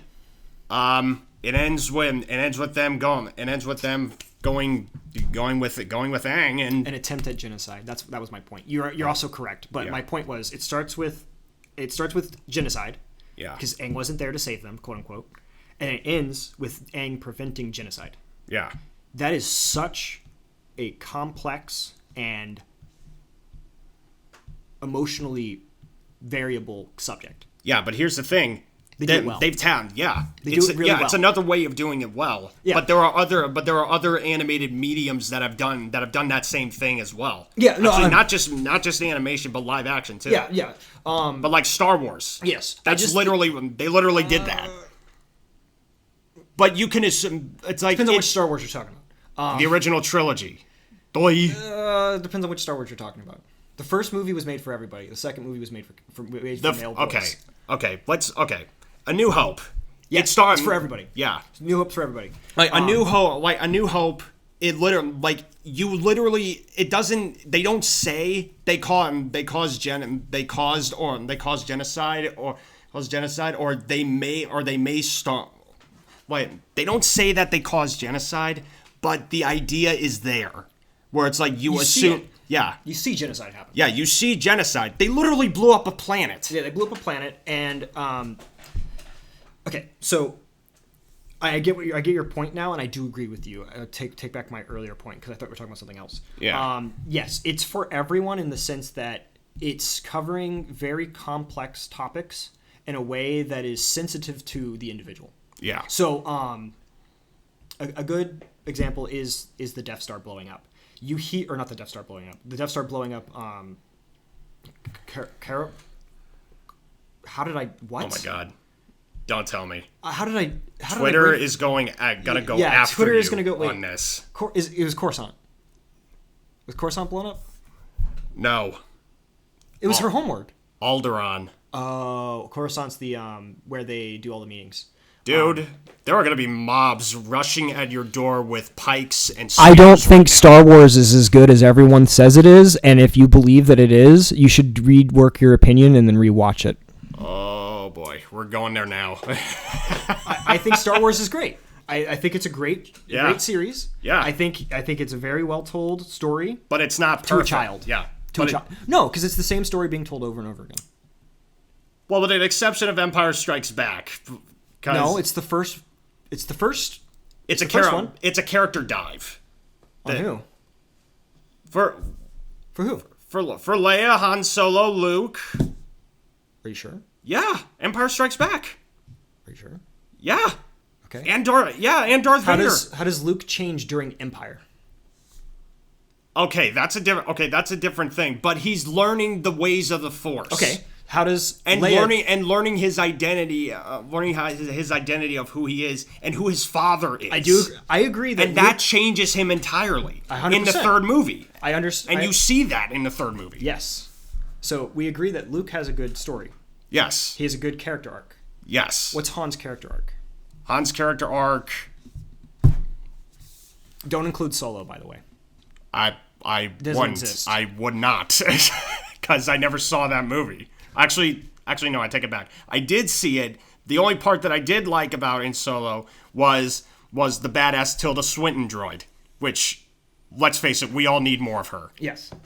She was awesome. But answer my question though. What is Han's character arc in the Empire Strikes Back? Well, he's going through sort of a conflict where it's like he doesn't know whether to go back and pay his debt to Jabba or like stay with Leia. That's or something the like that. First movie. He was hired on. He was hired on by a Jedi and some sand farmer. Okay. He had no idea what he was getting into. I mean, they literally lied to him. He was only there for the money, but then at the very last minute he was like, you know what the hell not? Why the hell not? I'll stay. Okay, so. But in this one, he's going through some conflicting like emotions and what he's going through right now. He doesn't know whether to stay with his friends or leave and pay his debt to Jabba. This is gonna get crazy. This is Han's story. Han is a smuggler. We agree on that. Yeah. He's a badass. We agree on that. He's super cool. We agree on all that. Yeah. Okay. He is being hired by Luke Skywalker and Obi-Wan Kenobi to transfer droids across the galaxy. Yeah. Okay. So he's told that there's nothing wrong with the droids or anything like that. We agree on that. He doesn't know what he's signing up for. Mm-hmm. But he goes through the same arc in the first movie as he does in the third movie. How so? He's trying to decide if money is more important to him right now than the morality that he has, and he makes the decision to choose morality over furthering his own causes. Well, yeah, but any regular person would have that kind of conflict too. No, I don't disagree with you. Yeah. I didn't say that it was bad. I said that it was the same story being told over and over again, and I'm correct. Even though it feels and sounds like it's the same arc, but the emotions are different. No, not for Han Solo, not for Leia. For Luke, yes. The first movie is all about who am I? You're a Jedi, Luke. You like your father before. You're a Jedi, and a Jedi is a hero, and you're going to be a hero. Yeah. Beautiful. Second movie, I really like. It's all about there's another Death Star. It makes sense. The second movie is all about evil continues. Yeah. And it must be snuffed out through ultimate means, essentially. Yeah. And then you meet the wise master again. Another wise master, yeah. Yes. Then what happens at the end of that movie? At the end of that movie, Han's frozen cryogenically. He's brought to Jabba. Why? Because he couldn't pay his debts to Jabba because he was helping the Resistance. Well, no, they were mostly no. Boba was still was hired on to find those guys. No. You're correct. We didn't know until later that Boba Fett was hired on by Jabba. You learned that at the start of the third movie. Yeah. Yes, but that was already a plot point. Yeah. Okay, so you know that Han owes Jabba money. He mentions that in the first movie. Yeah. That's why he's taking this mission on to begin with. Yeah. You know that Boba Fett is on the hunt for all of them and no disintegrations. That's an important line. Yeah. Next movie, Boba Fett's still there. Still hunting them. But for a different person. And they don't tell you. Wait, who was he hunting? I thought he was hunting Han Solo. You just talked about that. How Jabba, which we didn't know, paid Boba Fett to continue hunting the Han Solo to fix his debts. The only reason that Han is in debt is because he was running around with the rebels. And he wasn't doing that. And wasn't doing that before. He was in New Hope. I'm still talking about the New Hope. The only thing that happened is like Han Solo. He wasn't fighting. He wasn't involved with the rebels at that point. In New Hope. Not at all. We agree on that. So he borrowed money from Jabba. We don't know how long ago. Yeah. We don't know if this is a regular thing. It's implied that it's not. Because he's like, I need to pay Jabba back right now. It's something that he knows is super important that he needs to get done. Oh, yeah. And then our hero detracts him from it, and then he's punished for it. Yeah. Okay. And then the third movie is all about him deciding if he wants to be a hero, which he does decide to do, just like at the beginning, just like the end of the second movie, or the end of the first movie. Yeah. Once again, I'm not saying that any of this is bad. I'm just saying it's not as good as everyone makes it out to be, because it's the same story being told over and over and over again. Well, yeah, but it didn't. Yeah, but it went in. But the second movie did it in a different direction. They went in until Revenge of the Jedi to do the same story over and over. But then the prequels. You mean Revenge of the Sith? Yeah. No, Return of the Jedi. No. Revenge of the Sith is part of the prequels. I know. That's why I thought you were making a different point. No. No. What's the plot of the first movie? Okay. Am I a Jedi? I want to be a Jedi. Blow up a Death Star. Yeah. What's the plot of the second movie? Plot of the second movie. They're running away from the Empire, and they're running away from the Empire. Luke is discovering who he is as a person. Yeah. He's discovering what it means to be a Jedi. Yeah, what it means to be a Jedi, and also himself. Who he is as a person. Less so, but yes. What do you mean less so than yes? See, what it mean, who he is as a Skywalker, you know? Once again, less so, but yes. Okay. Because the second movie, and maybe I just recently rewatched them, so this is the main reason I've been thinking about this so much. The second movie is more or less about what it means to be a Jedi. The first movie is what it means to be a hero, and the third movie is what it means to be Luke Skywalker. Yeah. That's essentially how I see those three movies. Okay. In a self-contained block. Yeah. Okay. But then again, it's also about Vader and Vader's story and the path that he went on. Yeah. Okay? It's once again the same story. It's a small side plot, but it's once again the same story, except they changed the ending. Instead of Luke overcoming the Emperor, Vader falls to him. It's the same story. Yeah. Yeah, true. And then the first movie is the first movie. The episode 1 is the first movie, but instead of it being Luke Skywalker, it's Anakin Skywalker, and he doesn't have the Force yet. Yep. And then the second movie is the first one where I'm like, this is really original. No, the second, because the second one was pointless. It didn't need to be there. Attack of the Clones. Separatists. Yeah. You wouldn't know what was going on. Well, then again, this is based on the third one existing, so you do have a strong point. You wouldn't know what was going on with the Separatists in Episode 3 if you did not watch Attack of the Clones. I would make the argument that if you just watch it from Revenge of the Sith and then resume watching it through there, and then watch the original trilogy from there. Oh, so you think you wouldn't miss anything? You saying 3, 4? You say 3, 4, 5, 6? Yeah. is a really good. I don't disagree with you at all. Yeah. I also really like episodes 1 and 2. Even both of those movies have cool sequences that happen. Yeah. But not a lot of important stuff. That's I strongly disagree because Nah. the first movie is all about finding Anakin. We can agree that that's kind of less of a thing. It's not really important. It just kind of sets up the story that Anakin exists. We didn't need to know that. We already knew Anakin exists. We didn't need a prequel about Anakin. We agree there. I would say Revenge of the Sith explain things much better. Because we're getting there. Going from the original trilogy and into the prequels, you all just from the stories that Obi-Wan was telling Luke about his father, you could piece it in your head and you would get it. Yeah. And in and it's in the first two movies, you don't see him as a skilled pilot or fighter. You do get it of him doing the pod racing and all that stuff and him developing how Darth Vader comes to be and everything. But those moments are small and in between because there's a lot of other stuff going on and a lot of political talks and all that. In Revenge of the Sith, you get more of that there. Okay. You get all of that important stuff here.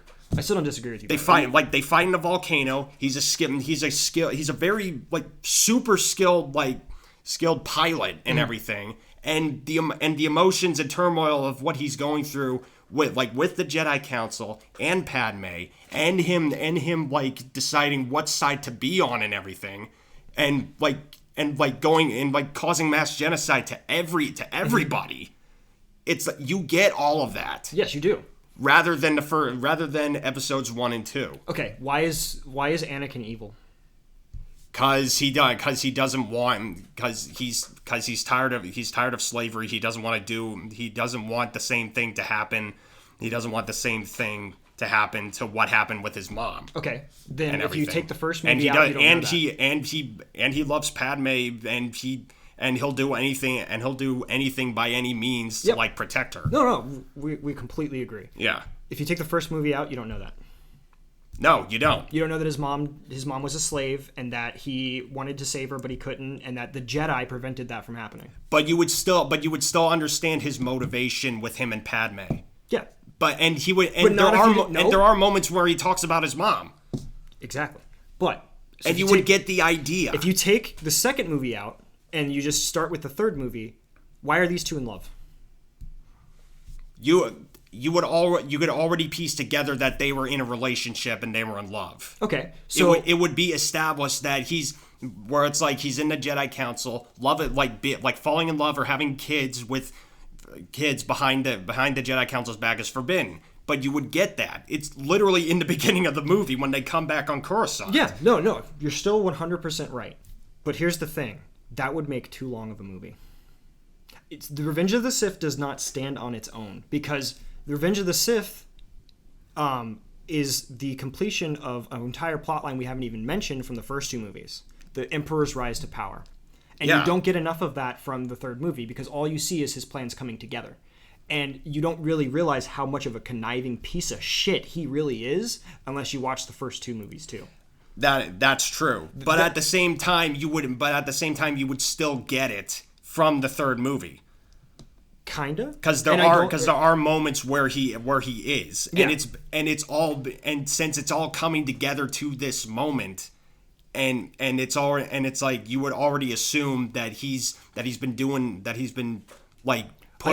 all this sneaky stuff behind all the political officers' stuff's back and everything. He's slowly been building it up and everything. Consumers don't like to assume things. Consumers like to essentially be told the answer, but to feel like they found it themselves. Does that make sense?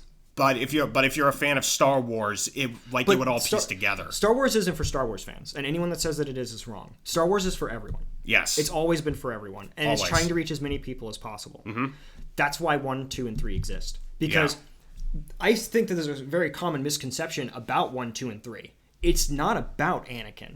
It's about Anakin and the Emperor. It's about the Emperor's rise to power and Anakin's fall from it, or fall from grace. Yeah. And I don't think that 3, despite the amazing acting that the Emperor does pull off in that film, gives you enough Emperor.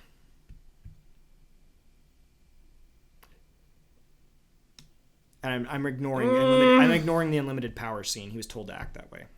Ian McDiarmid was having a ball. Yeah, he was having in every one of the movies he was in. Yeah, he was chewing the scene and everything he did. So, once again, I never once said that the movies are bad. I never once said that the movies aren't great. I've actually said multiple times that I think the movies are great. Oh, I know. I'm still on your mind. I'm still on what you're giving. Yeah. Yeah. All I'm saying is that 3, 4, and 5. I'm sorry, 4, 5, and 6 are the same story. 3 is just 6 reversed. Yep. Oh, yeah, that's right, yeah. 1 is just 4, but you change the characters. It even takes place on the same... the first half of it even takes place on the same planet. Tatooine. Yeah. The second movie is the only one where almost every plot point is original. And it's the one that everyone hates. Well, yeah, because it's boring. No, it's not. It's a massive political drama that essentially critiques the idea of the free market. Yeah. It's boring to some people, is what I'm trying to say. Yeah. And that's why they don't work. That's why Star Wars died.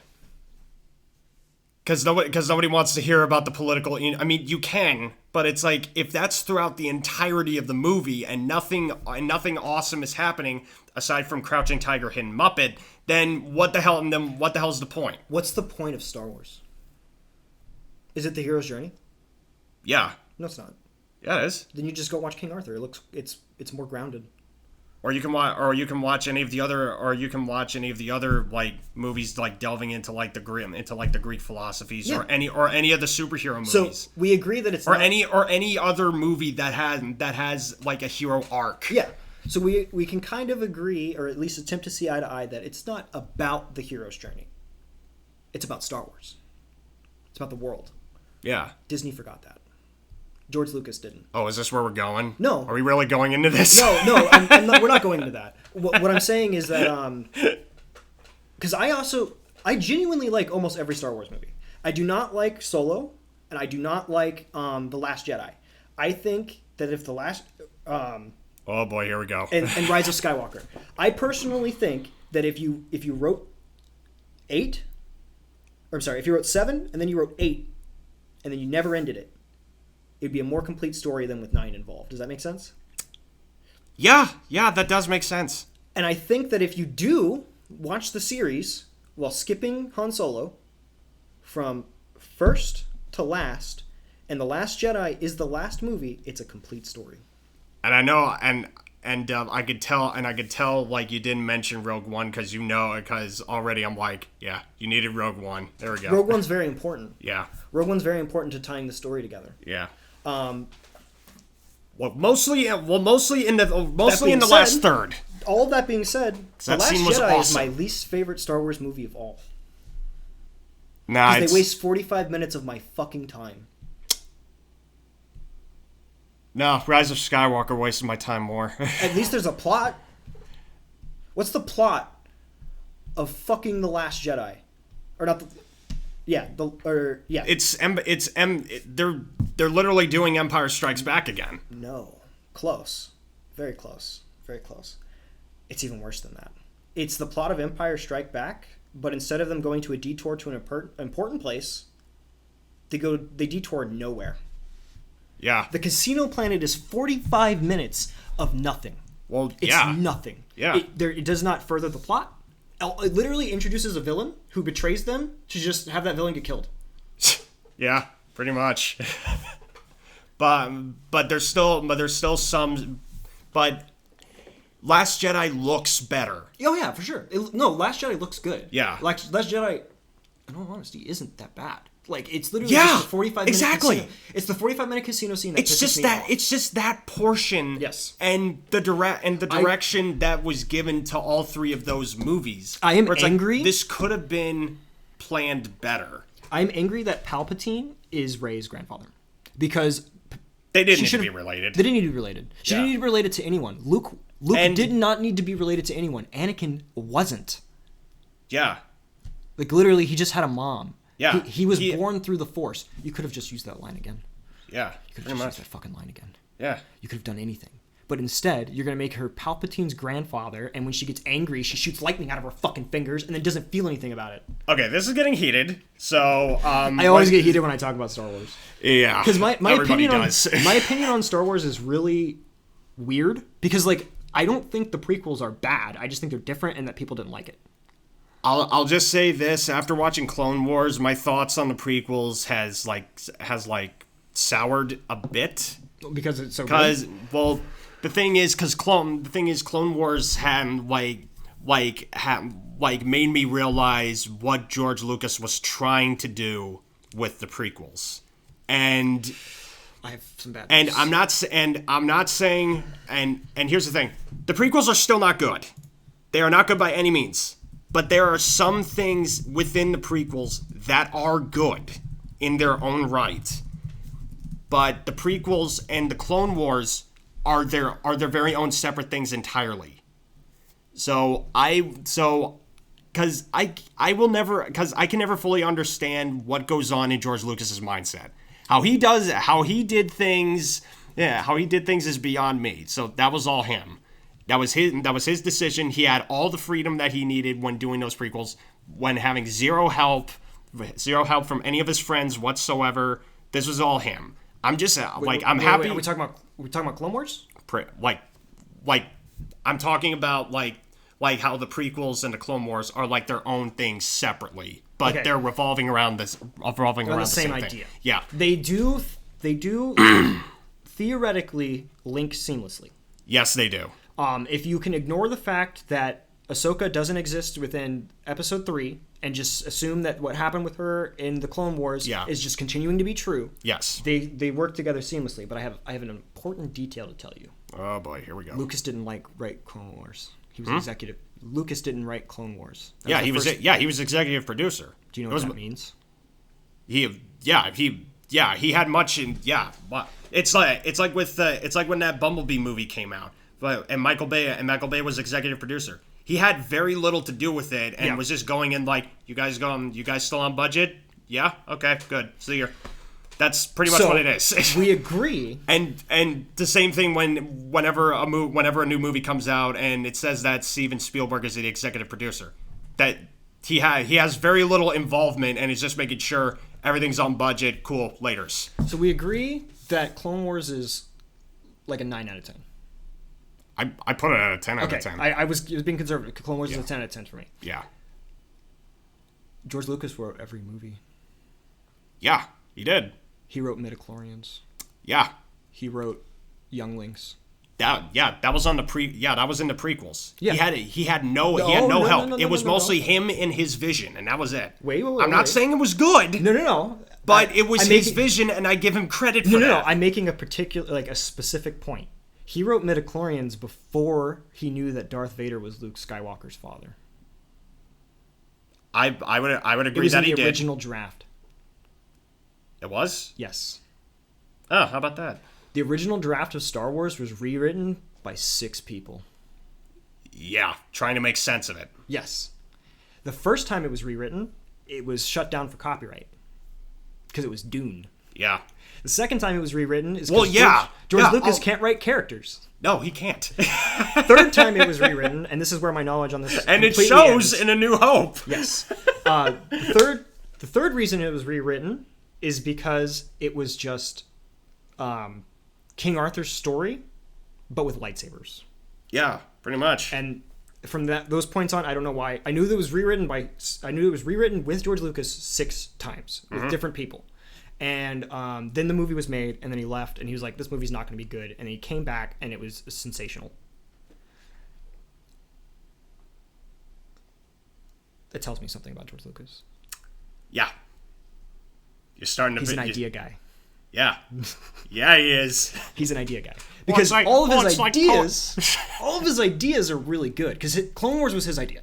Well, it's like poetry. It rhymes. No, George Lucas. Rhyming and doing the same thing with different characters in a different time period are not the same thing. They are not the same thing. And all that being said, like, I would like to reiterate everything that I just critiqued. I'm a fan of Star Wars. Like, I have a Boba Fett bobble pop. Like, what? I own like 7 pops. One of them is Boba Fett. He's one of my favorite characters of all time. He's one of my favorite design characters of all time. I love the original trilogy. I think it's great. I actually like the prequel trilogy. I think they're fine. I don't hate Disney Star Wars until the 3rd movie came out, and then I think it retroactively made the other 2 way worse. Because it just wasn't properly planned. Yes, I think The Force Awakens was amazing. Yeah, like, and maybe it's because it was my first time seeing a Star Wars movie in theaters. It was just seeing Star Wars back in its roots. Yes, it was, and I personally, I don't even actually have a problem with them all being essentially the same plot. I was just upset by. I was just mostly upset by the character direction and everything. So that's just like where the characters went in the movies, and okay. I'm just like, dude, come on. So that's how all of this ties together. Let me put it this way. Like, when I first saw Force Awakens and I was introduced to these characters, I was sold. Like, I didn't care by how little screen time Poe got. I thought how he and Finn like worked off each other. I'm like, oh, cool, they're awesome together. Yeah. And how Finn and Rey worked off each other. I'm like, I love these guys. I don't want to see anything happen to them. Exactly. And near the end of the movie, I was like piecing together like, oh shit, Are Finn and Rey gonna be together or something? And I never thought that. I really wow. Did not. No, I never thought that. Really? Wow. Their relationship always seemed platonic to me, even in the last movie. I mean, whether platonic or not, it still would have been great if they like got together or something like that. Because then the rest of the movies, I would have been like, oh shit, an interracial couple, and they're both Jedis. Fucking sweet, dude. That would be really cool. Yeah. But, that would be really cool, but it's like, nope. Really cool, but it's like Poe and Finn were like had nothing to do. Yeah. And they put most of their focus on Rey and everything, which I get it. That's the point that I was. But at the same time, I'm just like, oh god, this could have been better, man. I was mostly upset. I mean, don't get me wrong. I was pissed, but it was mostly in a way where I was like, I was pissed, but I was laughing my ass off by how ridiculous this was. So I'm just on the fence with a lot of things now, especially with Star Wars, because I know Star Wars is never going to be perfect to a lot of people, from what they're saying it is, and at the same time, I'm just going to look at them like, come on, guys, really? Put it into perspective. If you think that any medium that you believe in and that you love is perfect, this is what I would like to say. And I'm just a guy on the internet. And there's nothing wrong with those people on that mindset. You go ahead and love whatever you want. But I'm not going to stand idly by and say that there's a problem with this certain thing where it's like it won't make sense. No, but at the same time, go ahead. You love it for what it is. That's fine. Okay. So based on what I think you just said, there is something very wrong with someone thinking that anything is perfect. My point is that nothing is perfect. And my example of it is many series were directly inspired by Dune, which is my personal favorite series of all time. Yeah. Dune is nearly perfect. Nearly. However, if I could bring Frank Herbert back from the dead and have him finish the series, and he finished it, and I thought it was perfect, I would still have questions. But what if he did it long enough to where there would be stuff that wouldn't make any sense to his previous stuff? That's the thing, though.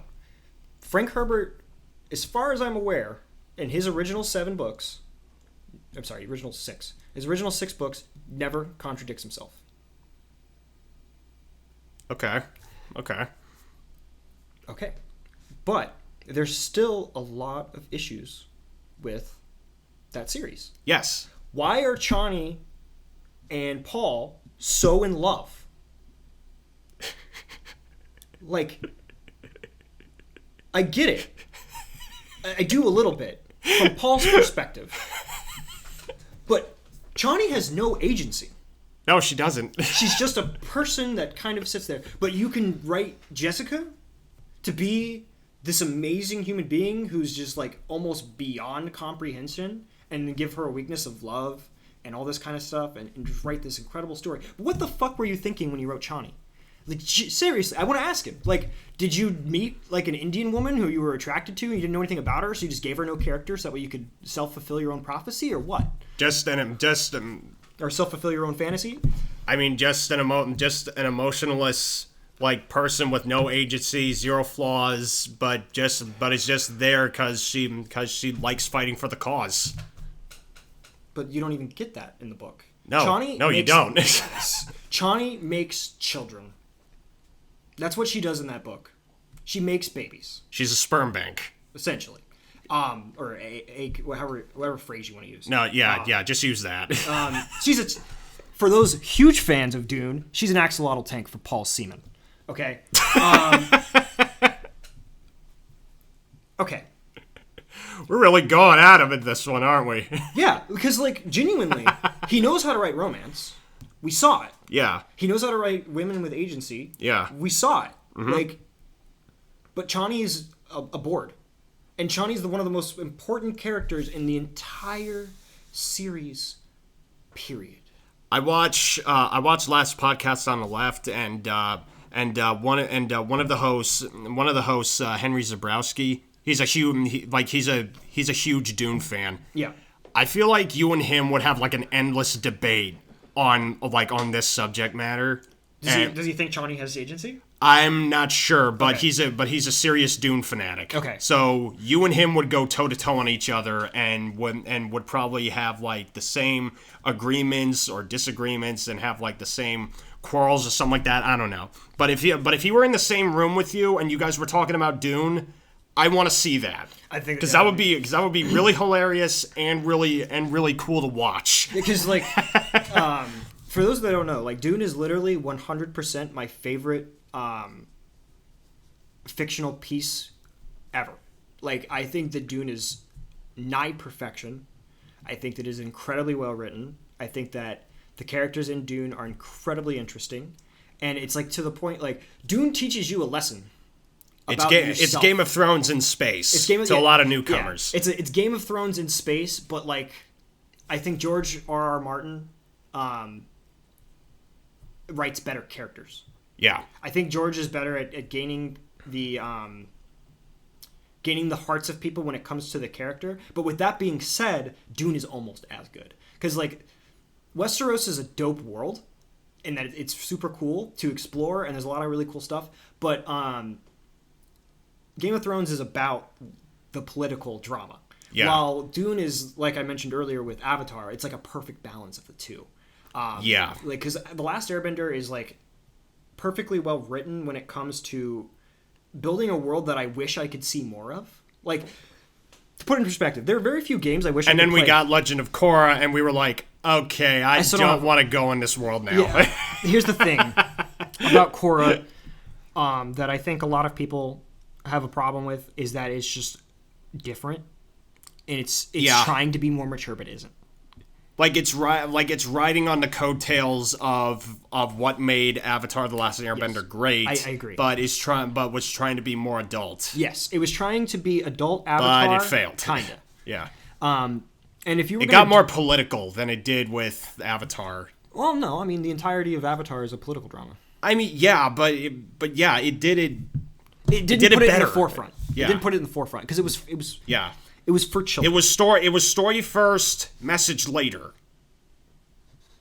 No, I think no, I don't think so. Are we talking about Korra? I'm talking about Last Airbender. No, but with Korra, it's still the same thing. No, Korra is spectacle first, story later. Yeah, that's what I was saying. Avatar's 50-50. Like, because the first thing you're introduced to is the fact that the world that you're in is broken. That's the reason that it starts with the title crawl instead of starting with Aang coming out of the iceberg. Yeah. the first thing that we show you, meaning because we're creators like them now, the first thing that we show you means something. Hard to imagine. We are like them now. That's damn. I gotta step aside and think about that. We're not on their level. We're not anywhere near as experienced or skilled as they are yet. But it's just a realization where it's like, oh man, I'm one of this now. Yeah, we're creatives. Holy shit, dude. We make a beautiful world that, personally, I am the creator, but I'm a fan too, and I want to explore the world that you guys are building with your art. Fucking A. Like, the world that you're painting is beautiful, and like, genuinely, I do explore it in my mind and in my dreams. Like, yeah, same here. Oh wow, we just did 2 hours. 2 hours is fun. So yeah, we'll wrap it up with this. Our mission statement. We'll wrap it up with our mission statement. Okay. We will not be Raid Shadow Legends. We will not be Todd Howard. We will be Joshua Sawyer, the creator and lead designer of Fallout New Vegas. We will be Tom Kenny. I'm just kidding. No, we're gonna be the Neal Adams. If anything, I will be Tom Kenny because I'm gonna be doing the voices of these things when the anime comes out. Hopefully. If it ever does happen, it's definitely gonna happen. Yeah, I definitely want to get voice acting onto my like professional skill set. So it's like, yeah, dude. But yeah, that's basically how I want this to go. Yeah. And I know I've said this a lot, but I'm going to keep saying it until I die. I want to create games and worlds that people want to explore. I like any idea that I come up with, or like whatever story idea, whatever like character that I come up with out of the top of my head, I think to myself, I want to create something that I want to see tomorrow. Exactly. Or I want to write a movie that I want to see tomorrow. Yeah. That kind of thing. Because, like, literally, in my notes, I have, like, an entire section of film and short film, or just story ideas that I just start coming up off the top of my head. Yeah. Like, every day, I gotta, like, if it ever comes up, I just go right into it. And that kind of thing.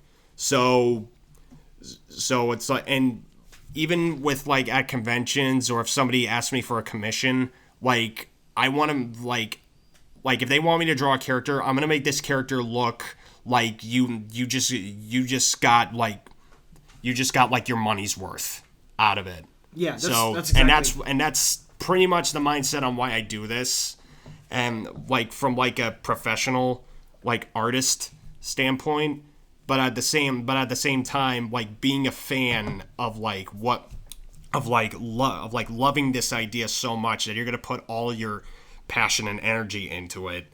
That's